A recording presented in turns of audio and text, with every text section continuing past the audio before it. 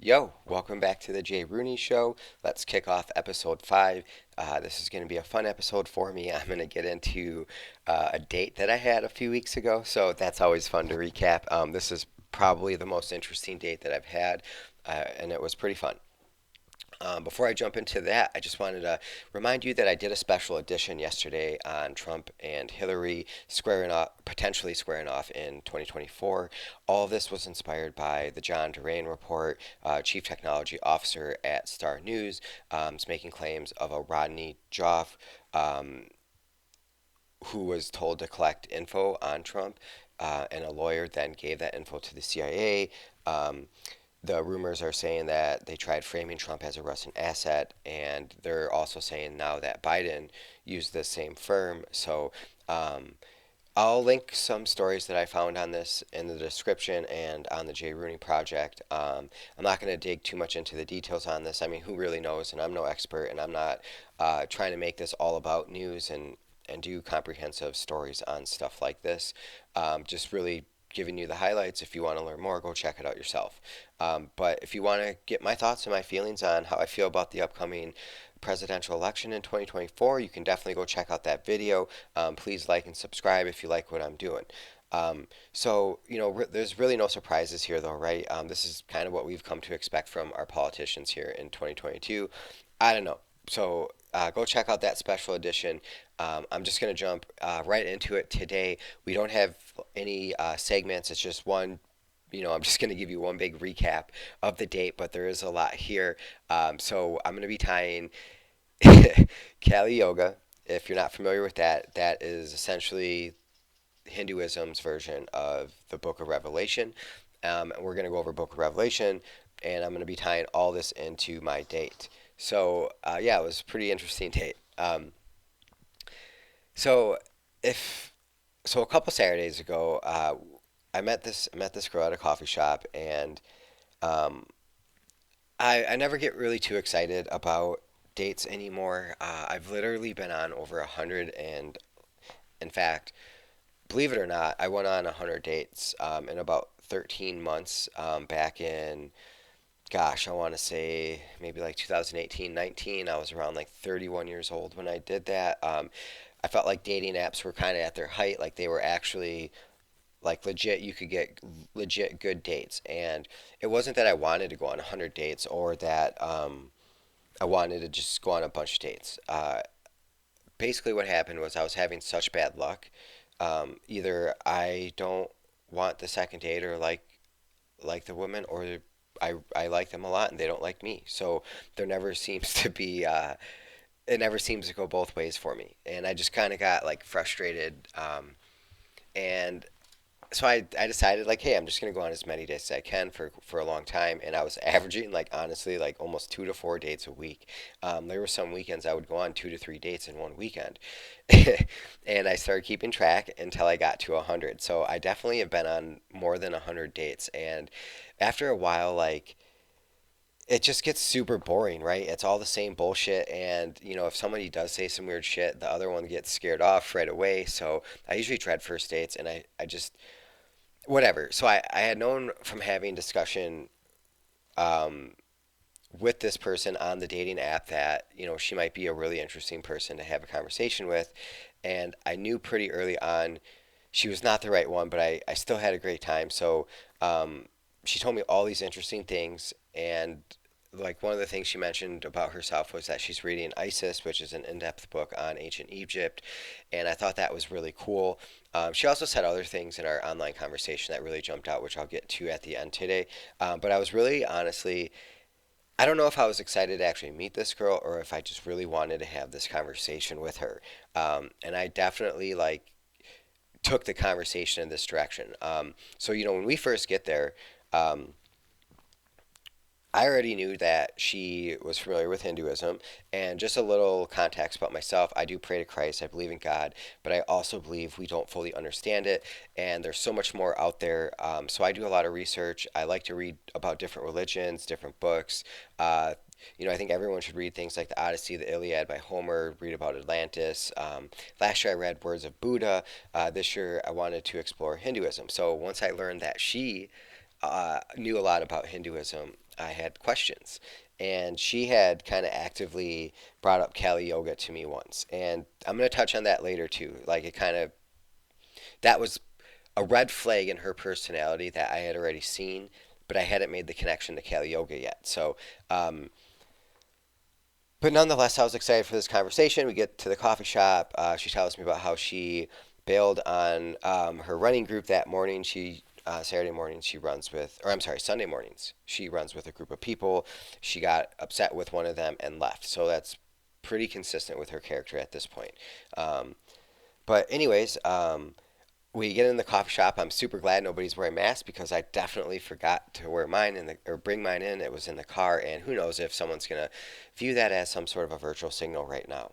Um, but anyways, at this point, you're still interested in the person. We get our coffee. The conversation's rolling. She's telling me about how she bailed. And so once I get done listening to all that bullshit, I start asking her about Kali Yoga. And she seemed really into it, and I wanted to learn about it. So for those of you who don't know, Kali Yoga is like Hinduism's book of Revelation. I'm going to give you a quick overview of both. So just in case you're not familiar with both, I left out I'm going to give you a quick overview on both, but I also left out a ton of details because if you've ever read like any biblical religious textbooks, there's a lot, and I'm not going to give you a comprehensive detail on something this complex in on a on an episode about dating. So, if this is a subject that intrigues you, let me know, and I'd be glad to dig deeper into either one or both, or hit up YouTube or Rumble and watch some videos or get a book, audiobook, do some research. Anyways, Kali Yoga. What is Kali Yoga? Kali Yoga means strife, discord, quarrel, or contention. Kali Yoga is associated with the demon Kali, and there are four stages or cycles to this. I'm going to butcher how to say the first three, so I'm sorry to anyone who does practice this. I believe it's Krita, Treta, Departa, and then there's Kali. So a yoga cycle is a cyclic age, or it's like an epoch. Um, and it's an epoch within the realm of Hindu cosmology. So, an epoch is a period of history or a person's life, typically one marked by notable events or particular characteristics. So, like the Great Flood, um, I believe was the last, or perhaps the Ice Age, I believe was our last epoch, and the Great Flood, I believe was the mark of the previous epoch. So, and I could be wrong about that, but that's essentially how it works. So,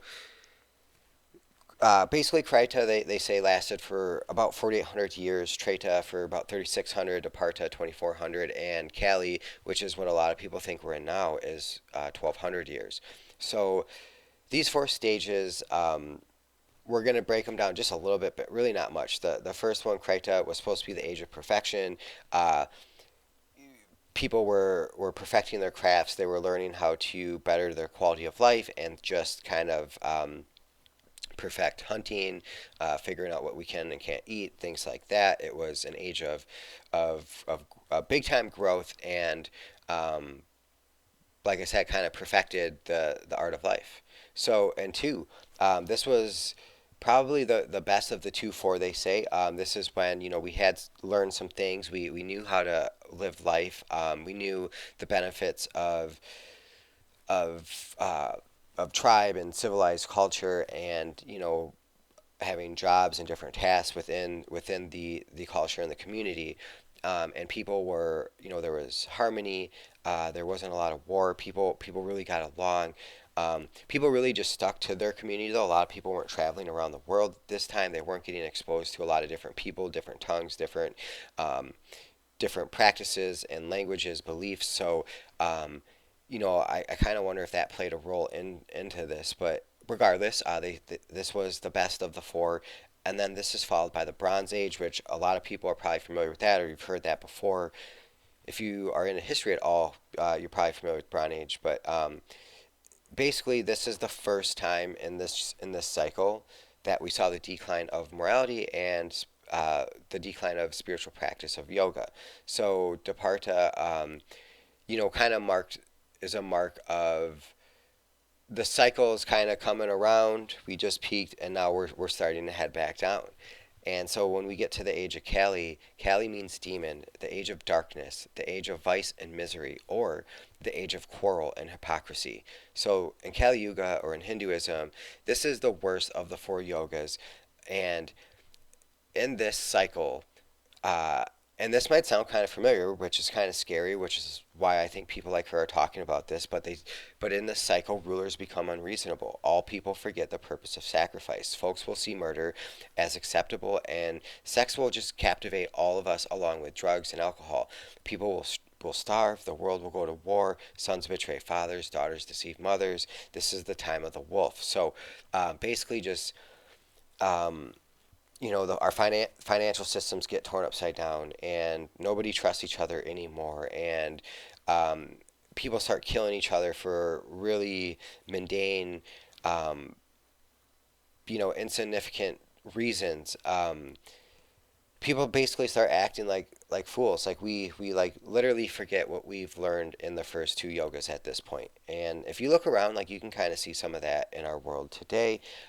So basically, at this point, the gods will return to Earth to battle.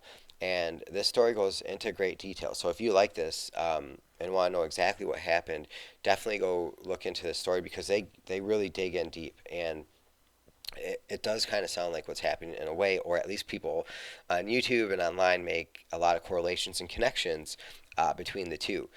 For me, that's fun to follow that, so check it out. But, anyways, ultimately, most of the gods and men will die, but a few will survive, and then they'll start the next cycle. So, Kreta will come back around, and this whole thing is just a cycle that keeps repeating itself. It's like the earth like it's like people replenish themselves in a way, or the earth is replenishing us, or it's just really strange. But the end of this cycle is called Ragnarok, and yes, it's like the movie Thor.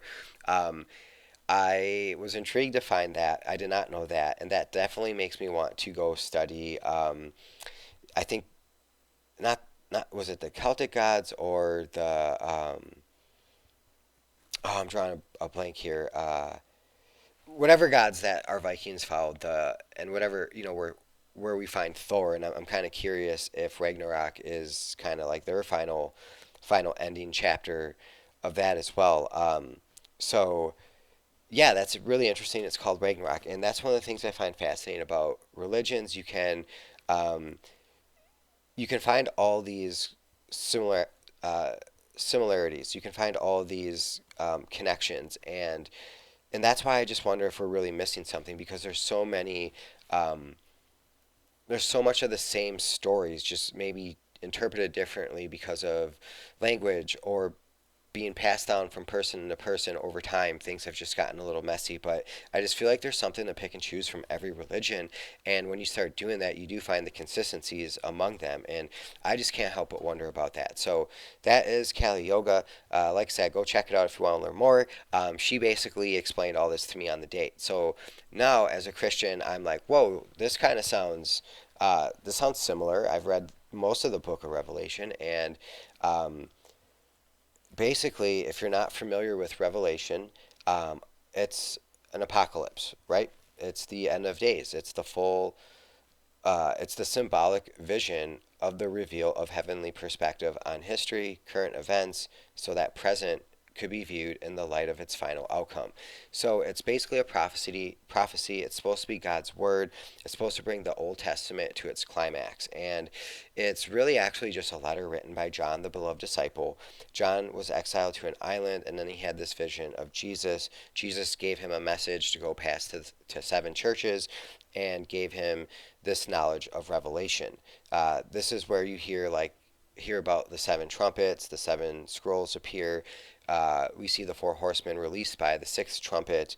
Um, Christians are supposed to be heavily prosecuted, persecuted, and ultimately killed during this time.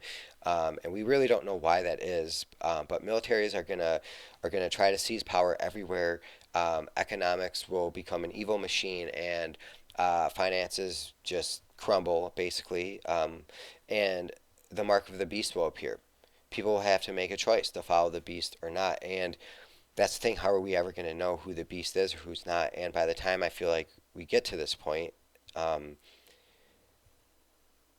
even the person that's not the beast is probably going to come off like what we would view a beast right now, or 10, 20, 50 years ago kind of thing. So it's definitely kind of crazy to think about that. But ultimately, heaven will marry with the earth, and will be one. We'll start over, and God will get His glory in that moment.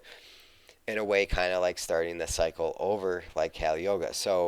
Um, so that tells me that there is a connection between the two. So she goes into the fact that so basically she already knows all this. So sorry. So she already knows all this, and she starts telling me that there is a connection, and she gets into the fact that we are in end times right now, and that we're in the fourth cycle of Kali Yoga. So we we do we start discussing if this is really the end times. Like, she just can't let it go. So I just dig into it, and we start throwing a lot out there, semantics really. But we argued a little bit, and we argued about that. Um, how we should be living our lives in context to this, and if we should be letting this dictate our lives. One of the really interesting things she said to me was about our souls, and that there's different levels of our soul, and that oftentimes those who struggle later into life, it's because their soul is ultimately trying to get to a higher level. You know, you, we're going to kind of discuss AI and consciousness, higher levels of consciousness in an episode maybe next week or a couple weeks. I've been wanting to do that, but you know, the soul, and you might pick up on this when you run into different people. Like, you listen to a guy like Jordan Peterson or Sam Harris talk, it almost feels like their soul is at another level. It's graduated beyond just the average person, the way we think, the way we view the world, the way we analyze everything around us. And so I thought she made some interesting points about that, and in terms of soul, and um, it definitely got me thinking about my soul and my life, and where that's going. So I did have a lot of fun talking to her, and this was a cool discussion, no doubt. I wish I had more friends like this, and I could have conversations like this with me, or if I had family members that could have these discussions with me. I would just love to have more discussion around these type of topics. But the reason, and if you're wondering, well, why didn't you have a second date with this girl if I had fun having this conversation? The negativity was too much, though. Like, everything was so negative, and she she was somewhat negative online. Like, the first thing she told me at the beginning of the date was about how she bailed on her group of runners because somebody said something to her that she didn't like. And online, she had told me about how she doesn't talk to her family anymore because of COVID. And I don't want to get into all of her personal business, but because she wasn't vaccinated, they didn't want to see her at Christmas, and it just they like wanted her to be tested, and she didn't want to, and all this stuff. So whatever, that's her prerogative, and it's her life. But I didn't really. There was all these signs, and she was really fixated on like Kali Yoga, and she was really basing her life off of that, and just was really drawn into the negative aspects of that. And for me, like, I just didn't like that. Um, so whatever, she was really cool. I had a really good time. I'm gonna continue to go on some dates. I'll do another episode on another cool date. I don't have a lot of date experience like this. This might have been a first where I had a really cool conversation. I mean, this conversation went on for like 3 hours. So it was really cool, and I think we both realized by the end that we weren't a good fit for each other. I had tried to encourage her to compromise a little bit certain times, and she definitely wasn't having that, and I think she could pick up. And then I got honestly really focused on her negativity towards the end, and I think that made me negative, and that's ultimately why I was turned off by it. So I hope you like this episode. Continue to tune in. Every episode is going to be a little different. I'm really excited to do this. I think this is going to take me a while to find my niche, and to figure out exactly what kind of things I like talking about. What am I good at talking about? Because I am interested in everything. So I have a lot of things that I do want to say, but what do you want to hear from a guy like me, and what are you interested in from me is also important. So make sure you're sending in your comments. If you know me personally, text message, email, call me, whatever. Please hit the subscribe button if you haven't already. please like these episodes. Go check out my special edition from yesterday. I've been getting some workout videos up there for motivation, inspiration, and every night I'm slowly but surely updating my website, the JRooneyProject. So please support me in all this. Hopefully, in 6 months to 12 months is my plan. Somewhere in that 6 to 12 month mark. I do want to kind of figure out more of a niche here and focus on a couple specific areas. But until then, I'm going to continue to do random episodes like this and just kind of see how they go, see what kind of reaction I get. If you've ever had a crazy date like this, please let me know. I'd be curious to hear about it because I've been on so many dates. Fellas, if you're out there and struggling to have dates, unfortunately, dating apps are not what they once were. You do have to kind of join the sites that you have to pay a little bit. You do have to invest a little bit into it, and then it is a major time requirement. Like for instance, I would say I probably get one date per 100 women I swipe right on, meaning I'll like or want to meet or engage in conversation with like 100 women, and I really only get a chance to meet one of those women. So the odds are against us, fellas, and there's a lot of articles and data and studies on this, especially for a guy like me, short, balding. I don't have a degree, so I'm not real attractive. But I get a lot. I still get dates. You just have to let those kind of things go, and you have to put in the effort. Like you have to put in the effort into every single thing you do in life. So never give up. Remember to have a great day. Let's work really, really hard. It's hump day. Let's get over this hump. Let's not have a wicked Wednesday, and let's make it great. Be calm, be courageous, strength and honor.